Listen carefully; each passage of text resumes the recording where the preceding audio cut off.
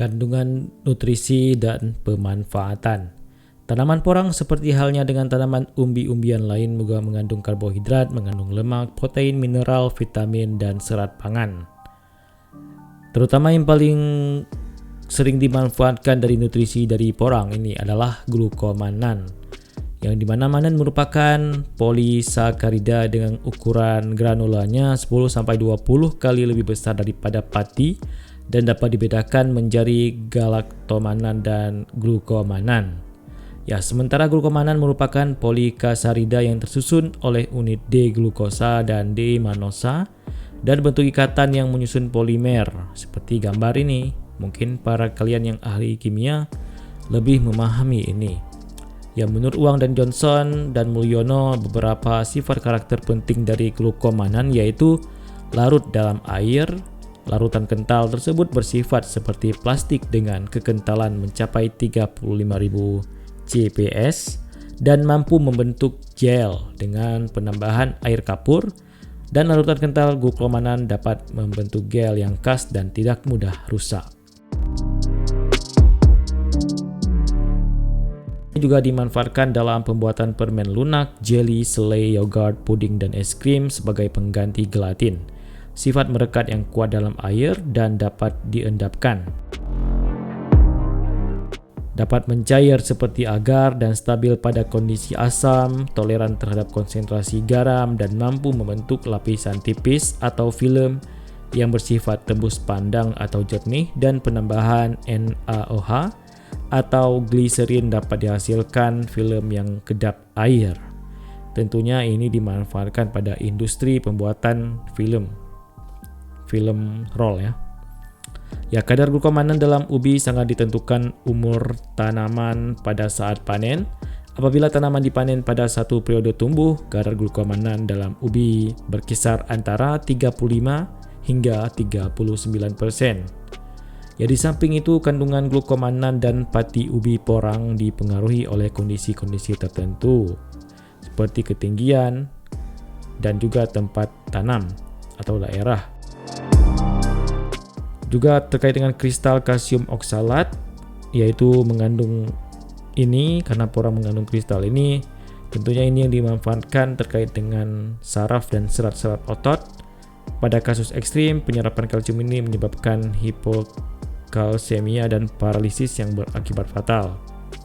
Ya, kristal kalsium oksalat menurut beberapa penelitian dikelompokkan menjadi dua, yaitu yang besar dan yang kecil dengan berbagai ukuran. Terkait dengan kerapatan kristal kalsium ini,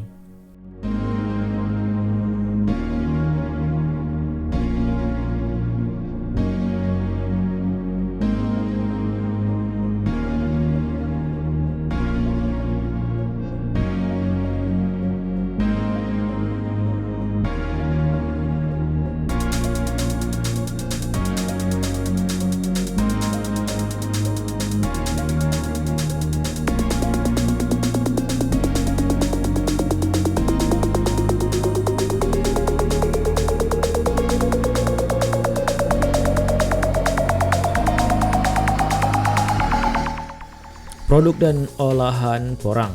Ya, pengolahan porang terutama dilakukan untuk mendapatkan komponen glukomanan.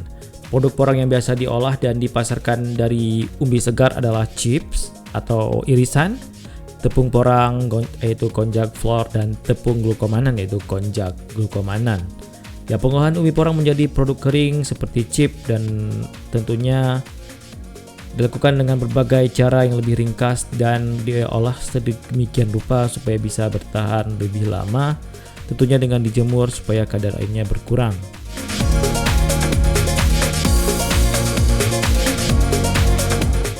Penelitian Eri dan Gossi melaporkan bahwa penggunaan stem mill dalam pembuatan tepung porang lebih banyak menurunkan kalsium oksalat dibandingkan dengan blender dan hammer mill.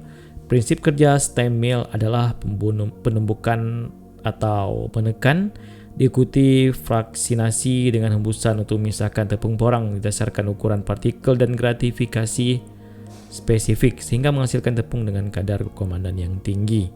Di samping itu, ukuran partikel dari tepung porang juga berpengaruh terhadap kandungan glukomanan dan kalsium oksalat. Semakin besar ukuran partikel tepung, kandungan glukomannan meningkat, sedangkan kandungan kalsium oksalat menurun. Kombinasi perlakuan blansin dengan besarnya ukuran partikel tepung juga meningkatkan kadar serat pangan. Selain secara mekanik juga dilakukan dengan cara ekstraksi, yaitu dengan menggunakan zat-zat khusus sehingga terjadinya endapan yang nanti akan dimanfaatkan. Wijatnarko dan Sutrisno melaporkan bahwa tepung porang yang diperoleh dari perlakuan maserasi dan pencucian dengan etanol pada tahap pencucian ketiga selama 20 menit menghasilkan kadar glukomannan. Dan untuk meningkatkan derajat putih tepung porang dapat ditambahkan bahan pemutih yaitu hidrogen peroksida. Namun dengan cara ini tepung porang masih mengandung residu yaitu H2O2 sebesar 123,24 ppm. Sementara batas maksimum yang diizinkan sebagai bahan pemutih adalah 5 ppm. Cara lain untuk pemurnian glukomannan adalah dengan melakukan atau melarutkan tepung porang. Ya, tingkat kemurnian glukomannan dan tepung porang yang difraksinasi secara mekanis dan kimia masih belum memadai sehingga perlu dilakukan pemisahan secara enzimatis untuk memisahkan pati dan serat. Komposisi dan standar mutu chip tepung porang.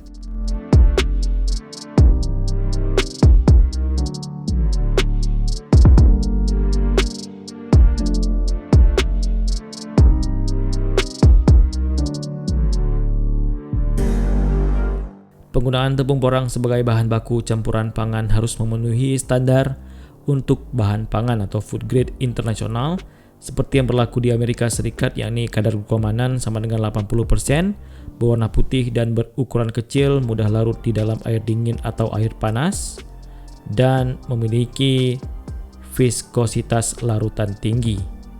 Inilah persyaratan mutu chip tepung porang atau iles-iles, itu terkait dengan kadar air, kadar mannan, benda asing, dan iles yang cacat. Kriteria mutu tepung glukomannan untuk bahan baku konnyaku. Mungkin bagi kalian yang sering mengolah konnyaku lebih mengerti ya dengan hal-hal atau istilah-istilah yang seperti ini.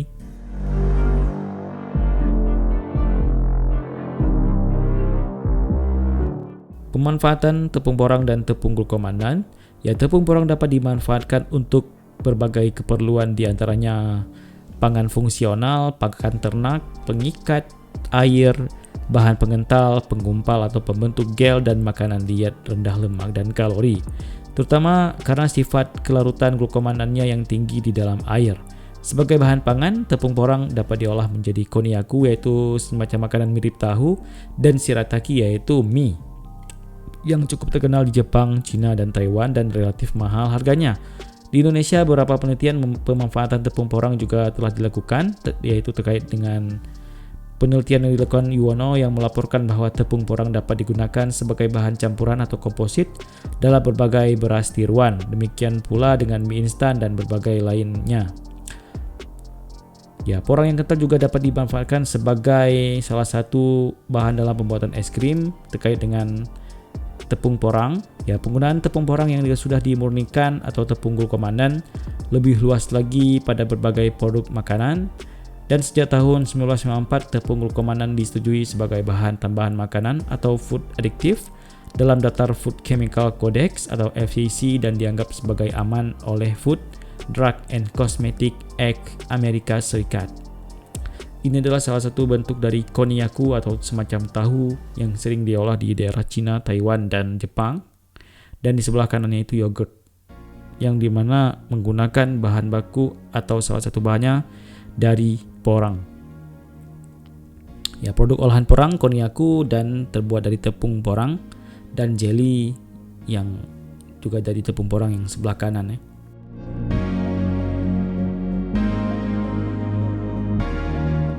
Sebagai bahan pengikat, produk daging telah disetujui oleh Kementerian Pertanian Amerika Serikat, dan tepung glukomannan yang kaya akan serat pangan larut dalam air dapat dimanfaatkan sebagai pangan fungsional yang berkhasiat bagi kesehatan.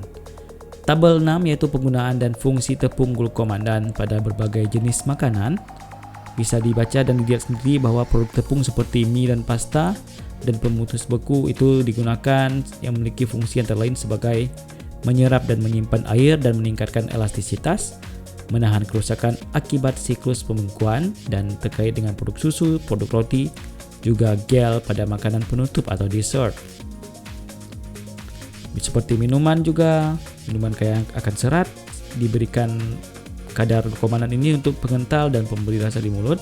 Jus juga sebagai pengental dan pemberi rasa di mulut. Untuk jelly juga untuk daging kaleng atau sosis, daging giling juga, atau kornet, semua rata-rata menggunakan olahan dari glukomanan ini.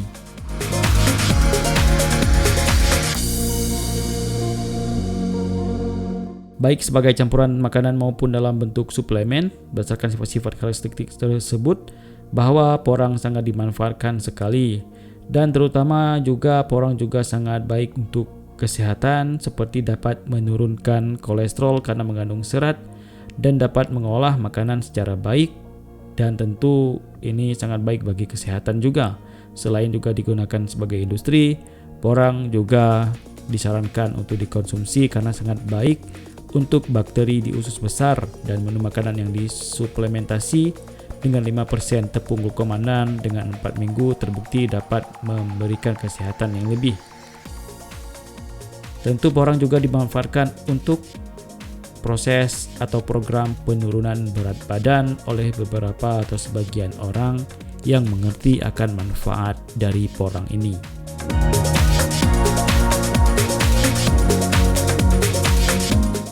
Glukomanan mempunyai sifat merekat kedap air dan struktur kimia yang mirip selulosa. Menjadikan kedap air dan struktur kimia yang mirip selulosa ini menjadikan tepung glukomanan banyak dimanfaatkan sebagai bahan baku lem atau perekat kertas. Tentunya ini dimanfaatkan oleh industri. Dan ini adalah nilai ekonomis dan analisis usaha porang. Mudah-mudahan ini bisa menjadi ilustrasi bagi kalian yang ingin berusaha di dunia porang. Dan semoga materi-materi yang telah kita sampaikan ini bisa bermanfaat. Apa yang kurang jelas bisa dibaca sendiri, dan silakan berdiskusi di kolom komentar.